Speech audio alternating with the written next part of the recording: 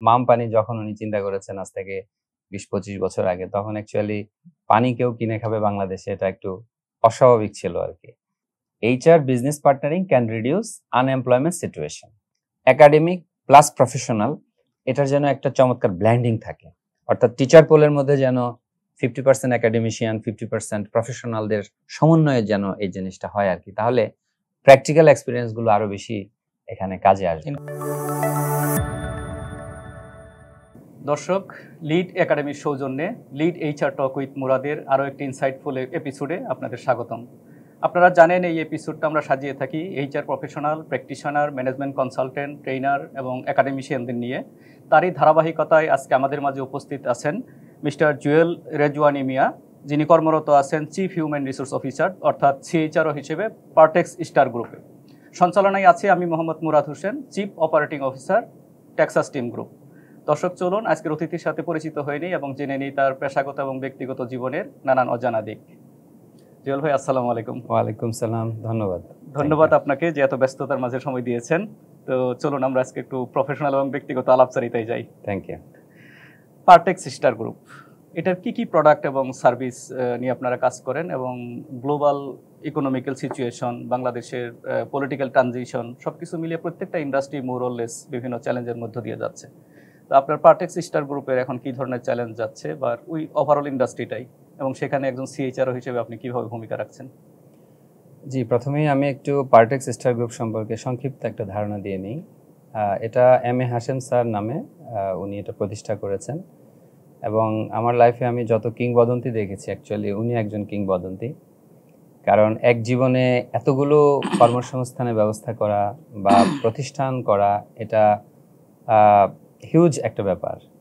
তো উনি ওনার জীবনে 134টা কোম্পানি স্থাপন করেছেন। 134টা কোম্পানি এবং মোর দ্যান 50 লাখ পিপল কিন্তু এখন এই পুরো গ্রুপের মধ্যে কাজ করছেন ওকে। সো এবং যখন যে সময়ে উনি যে সমস্ত প্রোডাক্ট উনি নিয়ে এসেছেন, এগুলো এখন আসলে অবাক লাগে। মাম পানি যখন উনি চিন্তা করেছেন আজ থেকে 20-25 বছর আগে, তখন অ্যাকচুয়ালি পানি কেউ কিনে খাবে বাংলাদেশে, এটা একটু অস্বাভাবিক ছিল আর কি। তারপরে কাঠের বদলে পার্টেক্স বোর্ড ব্যবহার করবে, এগুলো অনেক বছর আগে। সো এই যে নতুন নতুন আইডিয়াগুলো উনি এনেছেন, এবং উনি বাংলাদেশের যে সবচেয়ে লিডিং ব্যাংক সিটি ব্যাংকেরও প্রতিষ্ঠাতা, তারপরে নর্থ সাউথ ইউনিভার্সিটি এটার প্রতিষ্ঠাতা, এই ধরনের অনেক company, what not actually what not. So ওনার 5টা ছেলে, 5 ছেলের মধ্যে উনি জীবদ্দশাতেই যখন উনি বেঁচে ছিলেন 2010 সালে ওনার এই সমস্ত কোম্পানিগুলো ভাগ করে দেন। তো এক একজনের ভাগে 10টা-15টা করে অ্যাকচুয়ালি কোম্পানি পড়েছে। সো ওনার বড় ছেলেন হলেন আজিজ আল কায়সার টিটু স্যার। তো আমি বেসিক্যালি ওনার যে ক্লাস্টার, এটাকে CX1 বলা হয়। সো ওনার ক্লাস্টারে আমি CHRO হিসেবে আছি। সো আমার ক্লাস্টারে টোটাল 12টা কোম্পানি আছে, এগুলো আমি দেখাশোনা করি। সো এর মধ্যে আছে Partex board, Partex furniture, PVC ডোর, তারপরে আছে cables, agro, adhesive, builders, cafe, এছাড়াও আছে একটি গার্মেন্টস ইন্ডাস্ট্রি যেটা ট্রিপল অ্যাপারেলস নামে পরিচিত। সো এই ধরনের একটা গ্রুপ অফ কোম্পানি হিসাবে এই কোম্পানিতে আমি আছি। এছাড়াও অন্যান্য যে সমস্ত ভাই আছে, ওনার যে সেকেন্ড ভাই, ওনার আছে ড্যানিশ ব্র্যান্ডটা খুবই নাম করা, ড্যানিশ কনডেন্স মিল্ক, এবং ড্যানিশের প্রায় 124টার উপরে প্রোডাক্ট আছে। এছাড়া ক্লিন টিস্যু, তারপরে ওভালটিন, এ ধরনের অনেক ব্র্যান্ড ওটার মধ্যে আছে। থার্ড ভাইয়ের আছে পেপার, আইডিয়া পেপার, এটা একটা অনেক ভালো একটা ব্র্যান্ড বাজারে। এছাড়া পরের যে চতুর্থ এবং পঞ্চম, ওনারাও টুইন। সো ওনাদেরও অনেক ধরনের এই যে মাম পানি, আরসি কোলা, তারপরে ভাওয়াল রিসোর্ট, বোট ক্লাব সহ অনেকগুলো ব্যবসা প্রতিষ্ঠান ওনাদের আছে। সো আমি বেসিক্যালি কনসেন্ট্রেশন হচ্ছে যে বড় ছেলের আজিজ আল কায়সার টিটু স্যার, ওনার যে 12টা, এগুলোর মধ্যে আমার কনসেন্ট্রেশন। এই জায়গাটাতেই আমি কাজ করছি আর কি। সো এখানে সবগুলো ব্যবসায় বেশ ভালো চলছে। তবে করোনা পরবর্তী কিছুটা ইস্যু তো সব জায়গাতেই গেছে, তো সেই ইস্যুটা আমাদের পার্টেক্সেও ছিল। তবে ওভারঅল কালচারালি বলেন, বিজনেস ওয়াইজ বলেন, অত্যন্ত ভালো একটা কোম্পানি, খুবই চমৎকার একটা কোম্পানি। এখানে কাজ করে অ্যাকচুয়ালি খুব গুড ফিল করছি আর কি। থ্যাংক ইউ জুয়েল ভাই। আপনার এই যে HR এখন CHRO হিসেবে জব করছেন, আজ থেকে মানে 20-25 বছর আগে আমরা ইন পার্সন গল্প প্রসঙ্গে জানলাম যে আপনি 24 বছর অল টুগেদার এক্সপিরিয়েন্স। তো তারও আগে কিন্তু বাংলাদেশে ফাইনেস্ট এইচআর ডিপার্টমেন্ট ছিল না, তাহলে কিভাবে এইচআর প্রফেশনাল হয়ে উঠলেন? ছোটবেলা স্বপ্নই বাকি ছিল। অ্যাকচুয়ালি আমার শুরুতে আমি একটা এডুকেশন ইনস্টিটিউশন আমার ক্যারিয়ারটা স্টার্ট করি, একটা university, international Islamic university Chittagong. সেটার আমি অ্যাডমিনিস্ট্রেশনে ছিলাম, academic affairs division, student affairs division, সেগুলোর আমি ডেপুটি ডিরেক্টর ছিলাম। সো ইউনিভার্সিটিতে কাজ করার সময় সবসময়ই আমার মনে হতো যে যদি আমি এইচআরে কাজ করতে পারতাম। এটা একটা ন্যাচারাল একটা চাওয়া, ন্যাচারাল একটা থট প্রসেস আমার ভিতর কাজ করেছে। এবং আমি একটা জিনিস ফিল করতাম যে আমার ভিতর যে চরিত্র বা আমার যে পার্সোনালিটি, এটার সাথে এইচআরের পার্সোনালিটির সাথে যায়, ওই ফিলটা আমাকে সবসময় তাড়া করতো। তো ফলে আমি তখনই চাকরিরত অবস্থায় এমবিএ করি এবং এইচআরে মেজর করি, দেন পোস্ট গ্রাজুয়েট ডিপ্লোমা করি, যাতে আমার এইচআরের ক্যারিয়ারটা আমার জন্য সহজ হয়। এইচআরের পড়াশোনাগুলো করে শেষ করি। এবং একজন ডক্টর লকিতুল্লাহ নামে একজন আমাকে খুব কাছে থেকে চিনতেন। উনি বায়োফার্মা নামে একটা কোম্পানিতে উনি ডিরেক্টর হিসেবে ছিলেন। আমি ব্যক্তিগতভাবে চিনি। উনি আমাকে খুব ইন্সপায়ার্ড করেছেন এবং উনি বলেছে যে আপনি যদি আমাদের কোম্পানিতে আসতে চান মোস্ট ওয়েলকাম। তো ওনার হাত ধরে বেসিক্যালি বায়োফার্মাতে আমার এইচআর ডিপার্টমেন্টে যাওয়া সুযোগ হয়েছে। সেখানে একটা প্রসেসের মধ্য দিয়েই আমি গিয়েছি। ইন্টারভিউ প্রসেস ছিল খুবই কঠিন, অনেক জনের মধ্যেই কম্পিটিশন করে সেটা হতে হয়েছে। সো বায়োফার্মা দিয়ে বেসিক্যালি কর্পোরেট এইচআর এর যাত্রা আমার শুরু। তো সেখানে এটা 2009 সালে জয়েন করি বায়োফার্মাতে। সো 9 পর্যন্ত প্রায় 7 বছর আমি ইউনিভার্সিটি লেভেলে কাজ করেছি অ্যাডমিনিস্ট্রেশন বা স্টুডেন্ট রিলেটেড ইস্যুগুলোতে আর কি। এরপরে কয়টা কোম্পানি? সো বায়োফার্মাতে আমি প্রায় অ্যারাউন্ড 3 ইয়ার্স ছিলাম। তারপরে আমার বেসিক্যালি জাপানে একটা স্কলারশিপের একটা সুযোগ হয়। জাপানে আমি 1 মাসের উপরে ছিলাম এবং একটা এই HR related solving human and organisational problems, I have the same experience back in 2014। ওইটা করে আসার পরে অ্যাকচুয়ালি আমার ভিতর একটা বিরাট চেঞ্জ আসে। এটা বলতে পারেন যে থট প্রসেস একটা চেঞ্জ আসে, পার্সোনালিটিতে চেঞ্জ আসে। সো ওই চেঞ্জটার মাধ্যমে আমার ভিতরে আরও বেশি প্রফেশনালিজম ডেভেলপ করে। তারপরে আমি এইচআরে আরও বেশি ভালো করা শুরু করি তখন। এবং তখনই আমি অ্যাকচুয়ালি অ্যাপেক্স গ্রুপ থেকে একটা অফার পাই এবং এরপরে আমি অ্যাপেক্স গ্রুপে জয়েন করি। অ্যাপেক্স ফার্মাসিউটিক্যাল যেটা, ওটার আমি এইচআর হেড হিসেবে জয়েন করি। সেখানেও আমি প্রায় অ্যারাউন্ড 3 ইয়ার্স ছিলাম। তারপরে আমার মনে হয়েছে যে বাংলাদেশে গার্মেন্টস ইন্ডাস্ট্রিটা অনেক বড় একটা ইন্ডাস্ট্রি। এই ইন্ডাস্ট্রিতে যদি কিছুদিন কাজ করা যায় তাহলে হয়তো আমার এইচআরের নলেজ আরও বাড়বে। বিশেষ করে হাই ইনসেন্টিভ ওয়ার্কার হ্যান্ডেল করা, তারপরে কমপ্লায়েন্সের যে একটা ব্যাপার আছে যেটা অ্যাকচুয়ালি এই সমস্ত ফার্মাসিউটিক্যালে হয়তো বা হয় না। এখানেও অনেক কমপ্লায়েন্স ইস্যু আছে, বাট গার্মেন্টসের কমপ্লায়েন্সটা একটু ডিফারেন্ট। তো পরে আমি গার্মেন্টস একটা সুযোগ পাই, সেটার নাম হচ্ছে এসকিউ গার্মেন্টস। এটা ভালুকাতে ফ্যাক্টরি, এবং ফ্যাক্টরি লেভেলে ডিরেক্ট কাজ করার যে একটা সুযোগ সেটা আমার এসকিউ থেকেই হয় আর কি। সো আমি এসকিউতে যাই। এসকিউতে প্রায় 3 বছরের মতো ছিলাম। তারপরে আমার খুব ভালো একটা সুযোগ আসে, সেটা হলো স্কোয়ার, স্কোয়ার। আপনি জানেন যে স্কোয়ার বাংলাদেশে দুটো আছে, একটা এস দিয়ে আর একটা ই দিয়ে। সো আমি স্কোয়ার যেটা, ওটার গ্রুপের এক্সিকিউটিভ ডিরেক্টর হিসেবে সুযোগ পাই এবং গ্রুপের আন্ডারে প্রায় 14টা কোম্পানি ছিল। সো সবগুলো কোম্পানিতে এইচআর ইস্যুসগুলো দেখতাম, বা পার্টিকুলারলি স্কোয়ার নিট কম্পোজিট, যেটা কাঁচপুরে একটা বড় ফ্যাক্টরি, কম্পোজিট ফ্যাক্টরি, ওখানে আমার কাজ করার সুযোগ হয় এবং আমি লম্বা একটা সময় সেখানে কাজ করি। তারপরে বেসিক্যালি আমি পার্টেক্সে এসেছি। একটা অনেক বড় একটা জার্নি। হ্যাঁ, সো এবং ফার্মাসিউটিক্যাল বলেন, গার্মেন্টস বলেন, এবং এখন গ্রুপ অফ কোম্পানি, এবং ডাইভার্সিফাইড একটা নলেজ সুযোগ হয়েছে আর কি। এই যে সুদীর্ঘ ক্যারিয়ার, অনেকগুলো অর্গানাইজেশনে কাজ করেছেন, এই ব্যক্তিগত জীবনে বা প্রফেশনাল জীবনে, মানে এই সুদীর্ঘ ক্যারিয়ারে কখনো কি বড় রকমের কোনো চ্যালেঞ্জ ফেস করেছেন? মানে আমাদের এই শোটার একটা বিরাট অডিয়েন্স গ্রুপ হলো ইয়াং স্টুডেন্ট বা ইয়াং প্রফেশনাল। মানে তারা জানতে চায় যে আসলে যারা আজকে টপ লেডারে পৌঁছে গেছে তাদের জীবনেও কিন্তু বেড অফ রোজেস না, তাদের জীবনে উত্থান পতন থাকতে পারে, বড় চ্যালেঞ্জ থাকতে পারে। আপনার জীবনে এরকম কোনো চ্যালেঞ্জ ছিল কিনা, বা থাকলে যদি সেখান থেকে উত্তরণের গল্পটা বলেন সংক্ষেপে। চ্যালেঞ্জ সবসময়ই ছিল, কারণ প্রফেশনাল লাইফে তো বিশেষ অনেক লোকজনের সাথে কাজ করতে হয়। সো আমি একটা চ্যালেঞ্জের কথা বলতে পারি, সেটা হলো যে আমি যখন এসকিউতে জয়েন করি এইচআরে, তখন আমার যে টিম মেম্বাররা প্রায় 44 জনের একটা টিম ছিল এইচআরের, তারাই আমাকে ওয়েলকাম জানায়নি। তারা এমন একটা ভাব দেখিয়েছে যে উনি তো কখনো গার্মেন্টসে ছিল না, গার্মেন্টসে এসে উনি কি করবেন, গার্মেন্টসের অনেক কিছু আছে যেটা উনি জানেন না। এই একটা রেসিস্টেন্স কিন্তু আমি আমার টিম থেকেই পেয়েছি। সো এটা ওনাদের কোনো দোষ দিচ্ছি না। পরবর্তীতে আমি আস্তে আস্তে মিশে এবং আমার একটা ভালো ইয়ে ছিল যে আমি খুব কুইক অ্যাবজর্ব করতে পারতাম, অ্যাডপ্ট করতে পারতাম এবং শেখার একটা প্রচণ্ড আগ্রহ ছিল এবং অনেক পরিশ্রমী ছিলাম। সো ফলে খুব অল্প সময়ের মধ্যেই পরিশ্রম করে ওনাদের যে নলেজ লেভেল বা যে জায়গাটাতে আমার গ্যাপ ছিল ওইটা আমি ওভারকাম করে ফেলেছি। সো এই বিষয়টা আমার সবসময় আমার ভিতরে কাজ করে যে আমার টিম মেম্বাররাও কিন্তু আমাকে রেসিস্ট করেছে, তারাও অ্যাকসেপ্ট করতে সময় নিয়েছে। সো এটা একটা চ্যালেঞ্জ বলা যায়। তো এই ধরনের চ্যালেঞ্জ সব জায়গাতেই থাকে।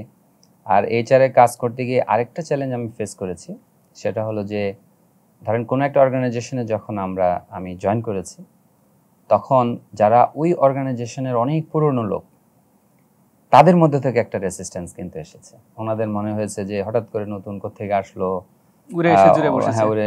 অনেক সিনিয়র, অনেক তো এই অ্যাকসেপ্টেন্সের জায়গাটাতে অনেক হার্ডেল ফেস করতে হয়। সো এগুলো আমরা তাদের সাথে পার্সোনালি মিশে লো প্রোফাইলে থেকে যতটুকু অ্যাকোমোডেটিভ ওয়েতে ওনাদেরকে আপন করে নেওয়া যায়, এভাবে করে কিন্তু এই প্রবলেমগুলো আমরা সলভ করেছি।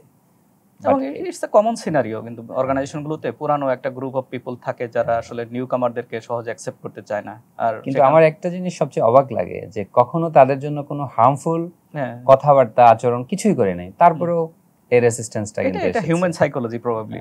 জুয়েল ভাই, এনিওয়ে আমরা অর্গানাইজেশনাল লিডারশিপ নিয়ে আমরা কথা বলি। মানে এই যে কথাটা বলেন যে অ্যাকসেপ্ট করতে চায় না, আবার সেই জায়গাতেই আবার কিছু কিছু লোকের কাছে এমন কিছু সিনিয়র পিপলকে আমরা পাই যাদেরকে প্রচণ্ডভাবে রেসপেক্ট করে, যাদেরকে ট্রাস্ট করে। এই অর্গানাইজেশনাল লিডারশিপের ক্ষেত্রে কিভাবে একজন leader can be trusted and respectable to other colleagues? কাজ করতে গিয়ে দুটো জিনিস আমাকে প্রচণ্ড মোটিভেট করেছে। একটা হলো যে আমি যখন এসকিউতে যাই, তখন এসকিউর যে টপ ম্যানেজমেন্ট এটা মোর অফ শ্রীলঙ্কান। সো সেখানে মিস্টার অরুণা এবং মিস্টার সেন্থিল নামে দুইজন ছিলেন। সো এর আগেও আমি অনেক কাজ করেছি, কিন্তু ওনাদের কাছে গিয়ে যেটা আমি দেখলাম যে দে আর ভেরি পজিটিভ। আমি যখনই কোনো একটা ভালো একটা আউট অফ দ্য বক্স চিন্তা আমি ওনাদের সাথে শেয়ার করতাম, ওনাদের একটাই কথা, গো অ্যাহেড। এই শব্দটা আমাকে খুব বেশি মোটিভেট ইন্সপায়ার করেছে। Go ahead, this is a good idea, হ্যাঁ, fantastic, go ahead, do it. So এই জিনিসটা আমার খুব ভালো লেগেছে। আর এসকিউর পরে যদি বলি, আমি স্কোয়ারে এসে আমার যে বস ছিল, সিইও ছিল, সো ওনার নাম হচ্ছে কামাল মুনা সিংহে। সো ওনার সাথে আমার প্রথম 3 মাস আন্ডারস্ট্যান্ডিং ডেভেলপ করতে সময় লেগেছে। বাট 3 মাস পরে যখন উনি বুঝলেন যে আমার চিন্তাভাবনা খুবই পরিচ্ছন্ন, আমি কোনো ধরনের আননেসেসারি ইস্যুতে নাই, যা কিছুই ভাবি কোম্পানির জন্য ভাবি, এটা যখন উনি একবার বুঝতে পেরেছে, এরপর থেকে উনি আমাকে একদম সব কিছুতে একদিন ডেকে বলল যে তোমার যেটা ভালো লাগে তুমি সেটা করবা, তোমার প্রতি সে ট্রাস্ট আমার আছে এবং তুমি কোম্পানির জন্য ভালো করবে, এই ট্রাস্ট আছে। এই যে তখন থেকে যে তার সাথে একটা টাই আপ হলো, এবং ওই 4-5 বছর আমি কিন্তু খুব মন দিয়ে কাজ করেছি।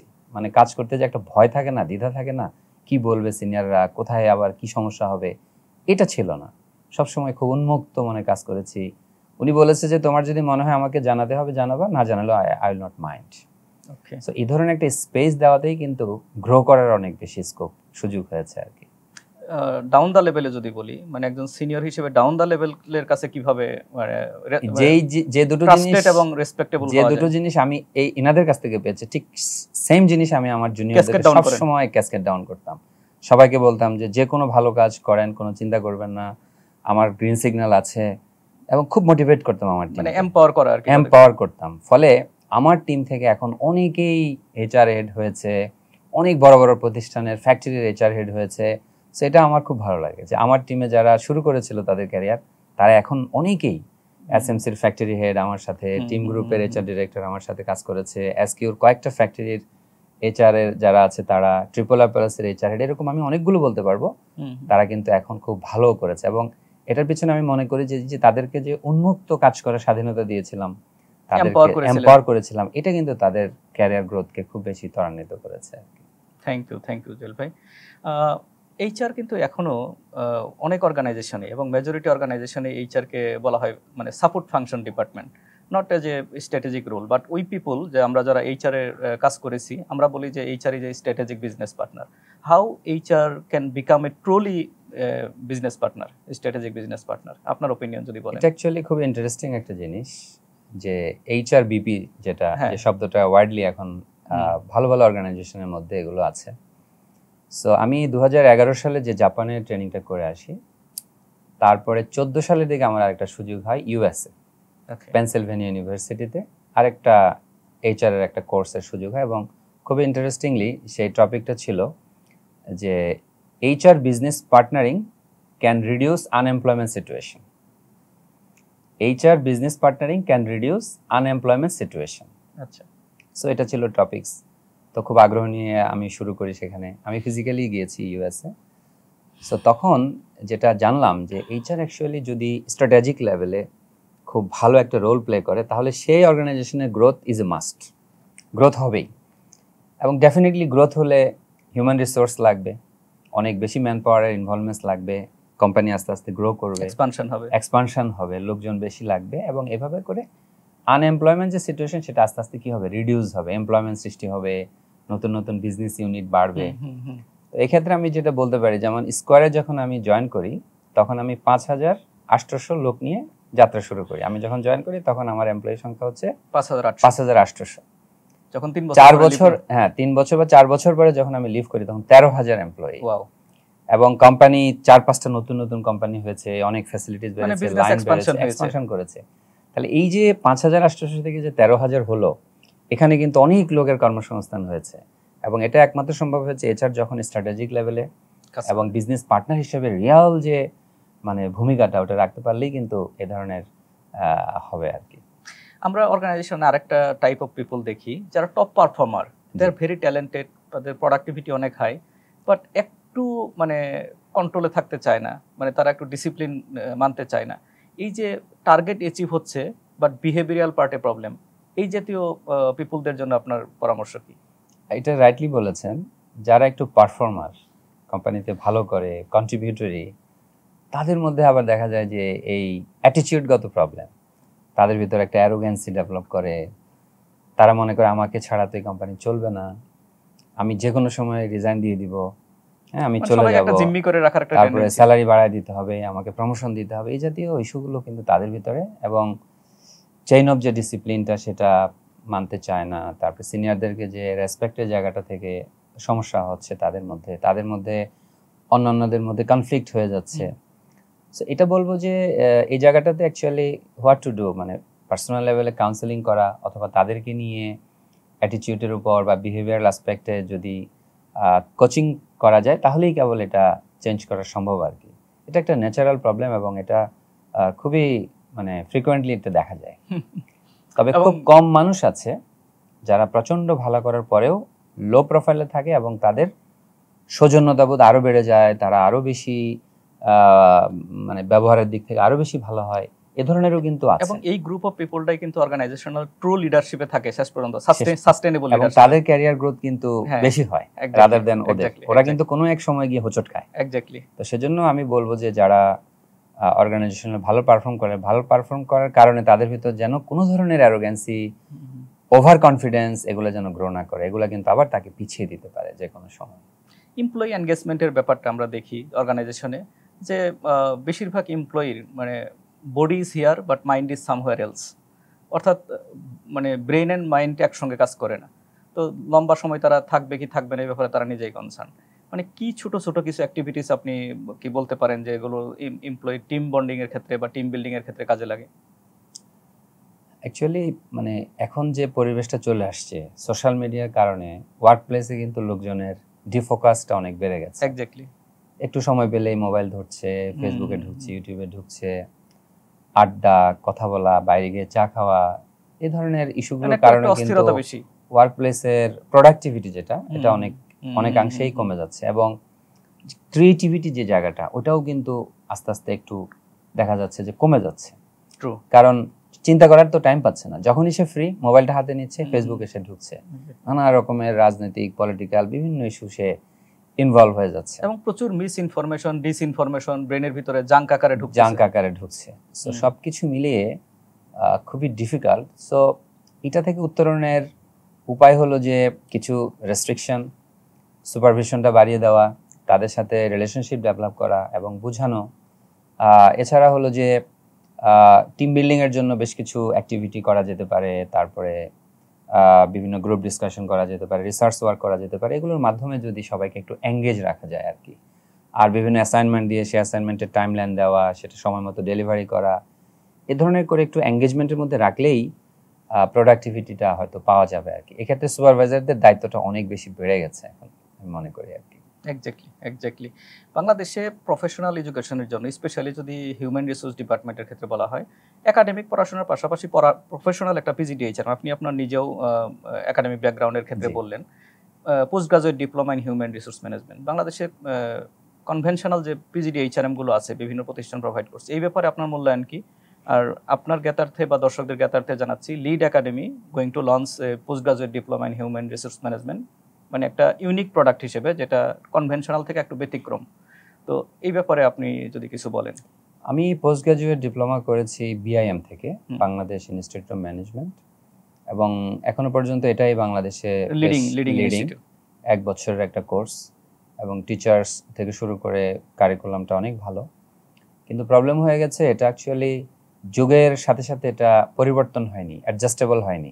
সেই অনেক আগের কারিকুলাম, সিলেবাস, টিচাররা অনেক পুরনো, কিন্তু এখন যে 10-15 বছরে যে একটা ম্যাসিভ চেঞ্জ আসছে, এই চেঞ্জের অ্যাডাপ্টেশন বা এটার কোলাবোরেশনটা সেই কোর্সে কিন্তু এখনো হয়নি। এছাড়া পোস্ট গ্রাজুয়েট ডিপ্লোমা কয়েকটা ইউনিভার্সিটি, ইউআইইউ বা অন্যান্য কিছু কিছু অর্গানাইজেশন শুরু করেছে, বাট আমি মনে করি যে এটা এখনো খুব মানের পোস্ট গ্রাজুয়েট ডিপ্লোমা কিন্তু এখনো বাংলাদেশের এটার স্কারসিটি আছে। সো লিড একাডেমি যদি এ ধরনের একটা ভালো প্রোগ্রাম নিয়ে আসে, ডেফিনেটলি এটা মার্কেটে অনেক বেশি ডিমান্ড আছে।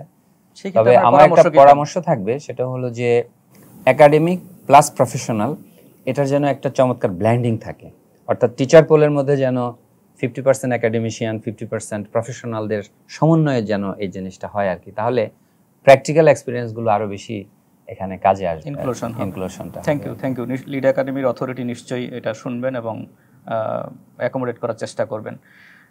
একটু ব্যক্তিগত প্রশ্নে যাই। অনেক মানুষের অনেক অজানা দিক থাকে, যেটা একান্ত কাছের ছাড়া বাকিরা জানে না। আমি জাস্ট আমার নিজস্ব একটা ইচ্ছা হলো যে আপনার জুয়েল ভাই এমন কি কোনো ব্যক্তিগত ইস্যু আছে যেটা ম্যাস পিপল জানে না, ইভেন আমিও জানি না, এরকম যদি একটু আজকে ওপেন করা যায়।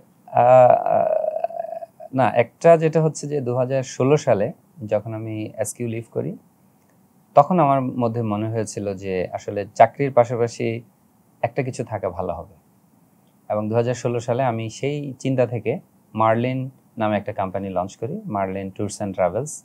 সো 1-2 লোক দিয়ে শুরু করেছিলাম। তো সেটা কিন্তু আজকে গত 9 বছরে একটা বেশ বড় একটা কোম্পানি হিসেবে এস্টাবলিশড হয়েছে, এবং 35 জন এমপ্লয়ি সেখানে আছে। ধানমন্ডি রাপা প্লাজার পাশেই অফিসটা, Marlin tours and travels, Marlin global study. এখানে টিকেটিং, তারপরে বিভিন্ন visa, tour package, hotel booking এবং বিদেশি স্টুডেন্টদের ভর্তির যে কার্যক্রম, এগুলো এখানে পরিচালিত হয়। সো যেহেতু আমি এখনও জবে আছি, আমি ওভাবে সময় দিতে পারি না, কিন্তু আমার ওয়াইফ হচ্ছে এটা ম্যানেজিং ডিরেক্টর, সে এটা চালাচ্ছে। এবং যে জিনিসটা আমি আপনাকে বলতে চাচ্ছি সেটা হলো যে এই মার্লিনের মিশন ভিশন হচ্ছে ক্রিয়েটিং 500 এমপ্লয়মেন্ট অপরচুনিটিস। আমরা 500 মানুষের কর্মসংস্থানের একটা ব্যবস্থা করব। সো এটাই হলো মিশন এবং ভিশন। এবং আমরা এখনো অনেক দূর যেতে পারি নাই, ইনিশিয়ালি মাত্র 35 জন হয়েছে। সো এই জিনিসটা হয়তো আমার অনেকেই জানেন না যে এই ধরনের একটা কোম্পানি আমার আছে। আমি নাম শুনেছি, এটা যে একান্তই আপনারই, এটা আমি জানতাম। এটা আমারই উদ্যোগ নেওয়া। এবং এটা কি আপনার এমপ্লয়ার জানেন? আমার এমপ্লয়ার, বর্তমান যে এমপ্লয়ার, ওনারা জানেন। আচ্ছা। কারণ এখানে ঢোকার আগে আমি পরিষ্কার করে নিয়েছি যে এই ধরনের একটা প্রতিষ্ঠান আমার আছে, বাট আমার ওয়াইফ এটা চালায়। প্রফেশনাল কাজে এটার কোনো হ্যাম্পার হবে না। আর যেহেতু এখন আমার শুক্র শনি 2 দিন বন্ধ, আমি শনিবার সময়টা একটু পাই, ওখানে মাঝে মাঝে কন্ট্রিবিউট করার জন্য চেষ্টা করি। তার মানে যে রাধে সে চুলো বাঁধে, তাই না? আজ থেকে 5 বা 10 বছর পরে জুয়েল ভাইকে আমরা কোথায় দেখবো? প্রত্যেক মানুষের ফিউচার প্ল্যান থাকে, আপনার প্ল্যান? আমি অ্যাকচুয়ালি এখন একটু ডিফারেন্ট ভাবে ভাবছি।